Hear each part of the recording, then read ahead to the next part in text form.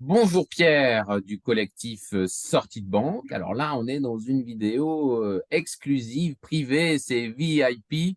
On est dans un lien, une vidéo privée, voilà, qui ne sera accessible qu'aux acheteurs du dossier numéro 17 dans un premier temps. Mais après, évidemment, on la mettra en public. Euh, alors, je voudrais, voilà, on est dans une vidéo beaucoup plus concrète. On va rentrer dans le vif du sujet. Euh, Vous avez vu donc que dans ce dossier numéro 17, il y a une partie, je crois que c'est la partie 2, si je ne m'abuse, que j'ai baptisée la théorie de la stratification monétaire. Donc, je me suis appuyé sur les très belles infographies de sortie de banque. Je l'ai ensuite baptisé stratification monétaire parce qu'on a euh, Mhm. des belles couches monétaires. Alors, vous n'avez pas conscience probablement que finalement la monnaie, elle existe sous des formes extrêmement variées. Alors évidemment, d'un point de vue historique, on ne va pas faire un cours sur la monnaie, mais aussi en France et dans le monde en 2023, la monnaie existe sous différentes formes et non pas uniquement la monnaie fiduciaire qui est dans votre poche sous forme de pièces et de billets et dont les banques centrales ont le monopole d'émission. Il n'y a pas que la monnaie scripturale émise c'est-à-dire le virement bancaire, hein, concrètement, même si ça c'est la méthode par laquelle il transite. Des 0 et des 1 à travers un ordinateur qui est créé cette fois par les banques commerciales, les banques de second rang. Euh, c'est votre salaire, par exemple, qu'on paye, c'est un crédit que vous allez chercher à la banque, etc. Donc, bien sûr, il y a ces formes-là, mais précisément, ce sont les formes qui vous exposent à des saisies bancaires, qui vous exposent à l'hyperinflation, qui vous exposent demain aux fameuses CBDC, aux monnaies numériques de banque centrale, que moi je préfère appeler des monnaies programmables, parce qu'en réalité, évidemment que l'État ou la Banque centrale, bref, la puissance publique, eh bien, aura un droit de regard sur chacune de vos transactions. Et puis, quick, si vous avez une parole un peu trop libre ou que votre bilan carbone est mauvais ou que je ne sais quoi, vous ne croyez pas à la religion du réchauffisme, eh bien, vous ne pourrez plus acheter. Vous allez dire, mais non, tout cela est complotiste. Regardez ce qu'il est arrivé aux truckers des convois de la liberté au Canada. Trudeau, pour le coup, n'a pas eu la main qui tremblait. Toutes les cagnottes ont été gelées, toutes les cartes bancaires, pire, ont été bloquées. Donc tout ça existe. Et puis, évidemment, regardez du côté de la Chine ce qu'il se passe. Là, on a un poste avancé d'observation où, en fonction de tout un tas de critères, dans un crédit social extrêmement raffiné, si je puis dire, eh bien, vos comptes bancaires sont bloqués pour un oui, pour un non. Donc, il faut avoir conscience de cela. Ça, c'est, je dirais, la couche zéro. Les banques, le système bancaire à deux étages, banque de second rang, banque centrale, tel qu'il existe aujourd'hui et tel que nous pensons qu'il va mourir. Au-dessus, évidemment, vous avez ce que, dans le schéma, le collectif Sortie de Banque appelle des réserves stables qui sont constituées à la fois des métaux précieux que nous vous recommandons évidemment de vous procurer partiellement hein, pour garnir votre portefeuille, et puis des stablecoins dont on a parlé, donc ces fameux jetons qui viennent compenser, souvent de façon en étant arrimés à des monnaies fiduciaires, comme le dollar, comme l'euro, comme le franc suisse. Donc des stablecoins. Certains sont anonymes aussi, donc il faut avoir bien conscience de cela, du fait que les autres ne le sont pas. Et puis après, on a la couche numéro 2 des virements et des cash. Alors là aussi, plus ou moins non traçable, plus ou moins anonyme, selon les cryptos que l'on utilise. Évidemment, avec Bitcoin, ça n'est pas, enfin, c'est traçable et ça n'est pas anonyme. En tout cas, c'est mal vu de bidouiller, voilà.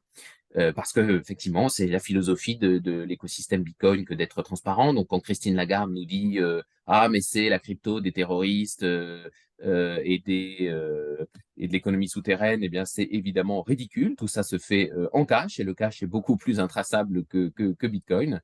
D'ailleurs, les Oui. députés du Qatargate le savent très bien. Ils avaient des valises de billets, hein, ils n'avaient pas des bitcoins. Donc, que Madame Lagarde se renseigne auprès de ses collègues du Parlement européen. Donc, évidemment, Monero aussi, qui là pour le coup est intraçable et, Mhm. et anonyme.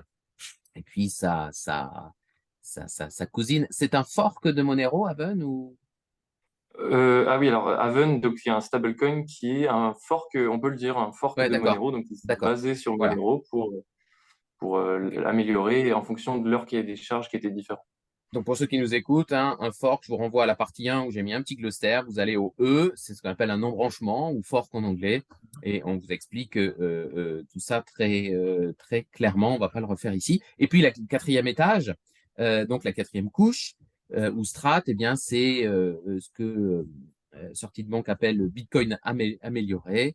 Donc, notamment tout ce qui est Lightning Network, c'est-à-dire où on est sur une surcouche applicative de Bitcoin qui consomme moins, qui va plus vite, et donc qui permet en fait de faire des transactions rapides, des paiements, et donc finalement de faire entrer petit à petit la crypto qui est vue par beaucoup comme éventuellement un instrument d'épargne ou un outil un petit peu lointain, et bien dans le concret, dans la transaction pardon, du quotidien. Voilà, j'ai décrit les couches. Maintenant, je voudrais, Pierre, si c'est possible, que tu nous dises un petit peu si ces couches sont étanches entre elles, si on peut passer de l'une à l'autre, comment on fait, et finalement comment on passe, parce que j'ai bien aimé ce petit jeu de mots, du Great Reset au Great Resist. Voilà. Oui, ou au Good Reset, qui est Ah, aussi Good une Reset, autre oui, c'est pas veine. mal Ouais, aussi. tout Le à good fait. Reset. Parce qu'effectivement, Bah, oui. ce qu'on appelle d'une certaine façon aussi de nos voeux, c'est une espèce de reset, mais pas le leur. Donc c'est effectivement un good Voilà, reset, c'est pas mal aussi. qui se termine plutôt bien. Voilà. Voilà. Euh, donc oui, bah, enfin, ces strates sont très intéressantes que tu as décrites là. Et donc il faut regarder comment on peut échanger d'une strate à l'autre, et puis aussi à quel point elle résiste, parce que c'est un peu notre travail nous, c'est d'être anti CBDC, donc anti-monnaie d'État, enfin centralisée. Eh bien, c'est comment elles peuvent résister. Donc le cash, beaucoup de gens disent d'utiliser du cash. Le problème, c'est que l'État peut facilement dire bah on arrête le cash. D'ailleurs, la dernière nouvelle, c'est que les commerces, apparemment, Visa pourrait offrir 10 000 € aux commerces et leur dire en échange, vous signez de ne plus accepter le cash. Ce qui ferait que sans que l'État le demande, les commerces arrêteraient d'accepter le cash. Donc bon, on suivra tout ça. Euh, pour passer des euros aux crypto, il y a deux moyens. Le moyen classique, c'est les services comme relais.app. Donc, on va pouvoir tout simplement faire un virement en euros à cette entreprise relais. Et en échange, il nous renvoie dans les 12 heures, 24 heures, le Bitcoin qui va bien, enfin le montant de Bitcoin. La deuxième méthode, sans passer par un service, c'est Agoradesk. Donc, c'est un peu comme un Leboncoin. Et donc, on trouve quelqu'un, on s'assure qu'elle est de confiance, on lui envoie de l'argent, soit en virement, soit en cash direct. Et puis, en échange, elle va nous renvoyer de la crypto. Voilà. Donc, il y a Agoradesk, il y a un autre service qui arrive qui s'appelle Pitch, P-E-A-C-H, qui va être lancé là, qui sera, je pense, un peu plus facile pour tout le monde, un peu plus sympa, user-friendly. Voilà. Et puis, et ensuite, après, pour dépenser dans les commerces, on utilise donc Bitcoin Lightning. Et donc, pour ça, il y a une app qu'on recommandait qui s'appelait Blue Wallet, sauf qu'ils vont arrêter eux-mêmes de gérer eux-mêmes Lightning. Donc, on va plutôt recommander, comment il s'appelle? Phoenix Wallet, Phoenix Wallet. Et donc, eux, ils gèrent très bien la conversion entre Bitcoin pur et la surcouche instantanée et écolo, on va dire. Voilà. Et alors, pour les stablecoins et l'or, argent, donc on a trouvé un site qui s'appelle swissgold.eu qui permet de convertir de Bitcoin Monero vers de l'or ou de l'argent. Et donc, ça se fait on va dire, moins de 10 jours. Bon, c'est quand même un peu lent, mais au moins ça se fait. Et donc vraiment sur le process complet, il n'y a pas d'intervention de banque, il y a un service privé hein, par contre. Et donc voilà, on peut aller dans les deux sens. Donc c'est pas mal, j'en sais rien, s'il y a un chaos économique ou que vous avez peur de la volatilité, de repasser en or-argent. Et puis le dernier moyen, donc les stablecoins. Et donc là, ça reste des crypto-monnaies, donc on utilise classiquement un convertisseur, un swap, un site par exemple qui s'appelle fixedfloat.com ou ChangeNow, enfin il y en a plein en fait. Et donc en quelques minutes, vous envoyez le Bitcoin et vous renvoie sur votre adresse le stablecoin qui va bien. D'accord, très bien. Alors je découvre, là tu as parlé d'un phénix. Et j'aime bien qu'on Oui, se réapproprie le symbole parce que c'est le symbole de la monnaie mondiale des mondialistes. Donc, tout à fait. le phénix ne leur appartient pas. Et si effectivement certaines entreprises réutilisent ce nom et ce symbole-là pour leur propre Ouais. service de crypto, des vrais cryptos, hein, parce que là aussi, Christine Lagarde nous dit on va faire notre crypto euro, mais en fait, ça n'a rien Mhm. d'une crypto, c'est centralisé, enfin voilà, ça n'a absolument rien d'une crypto et on est dans l'enfumage permanent. Ok, donc vous avez bien compris hein, que au-delà du salaire qui vous est viré à la fin du mois, au-delà des billets de banque hein, qu'on vous encourage évidemment à utiliser parce que la fin du cash, c'est la fin de la vie privée, eh bien, vous avez toutes ces surcouches de réserves stables, de crypto et de leurs stablecoins, de services de paiement qui se développent de plus en plus loin. Mhm. Dans les autres rubriques de ce dossier, vous avez vu qu'on parle concrètement de comment on peut épargner en crypto, comment on peut dépenser en crypto. Et donc, il y a évidemment des allers-retours.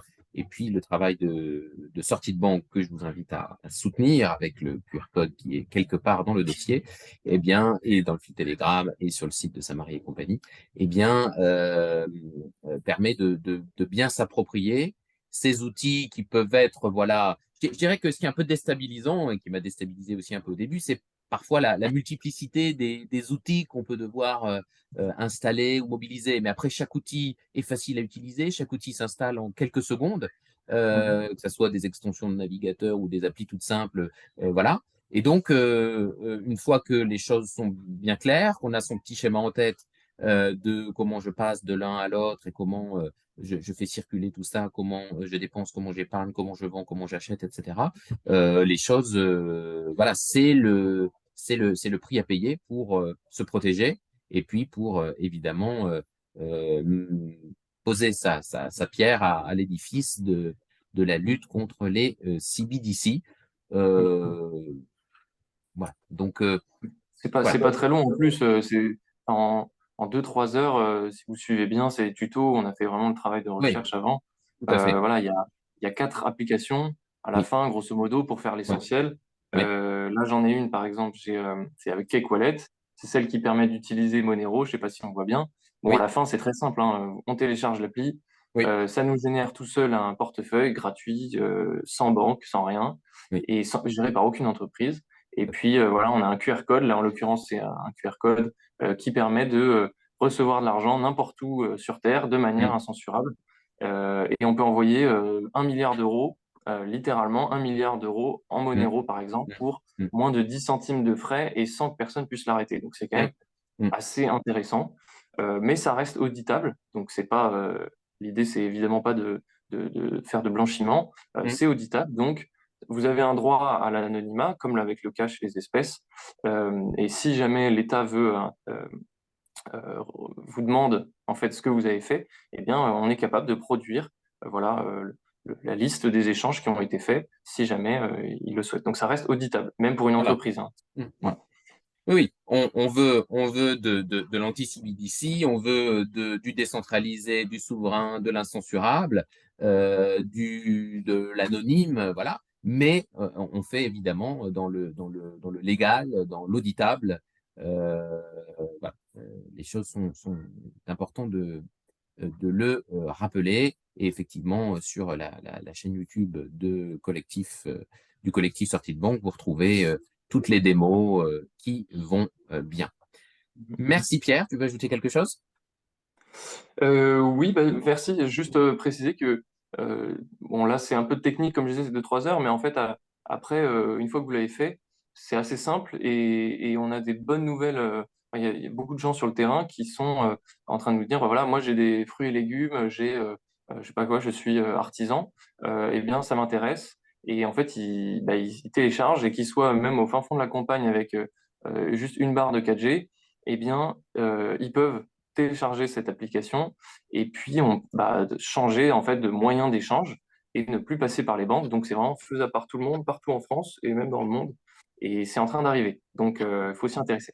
Donc on va bientôt pouvoir dans la France profonde, comme on dit, que j'aime bien et que je vais bientôt rejoindre définitivement, on va pouvoir payer son panier de légumes. Bon, le mieux, c'est quand même de le faire soi-même, hein, je le dis au passage, mais si on peut pas, on va aller pouvoir payer son panier de légumes demain en Monero. C'est quelque chose vers Exactement. lequel on va. Mais ça, c'est une excellente nouvelle. Très bien. Eh bien, écoutez, merci. On refera d'autres contenus sur les cryptos. Merci, à bientôt.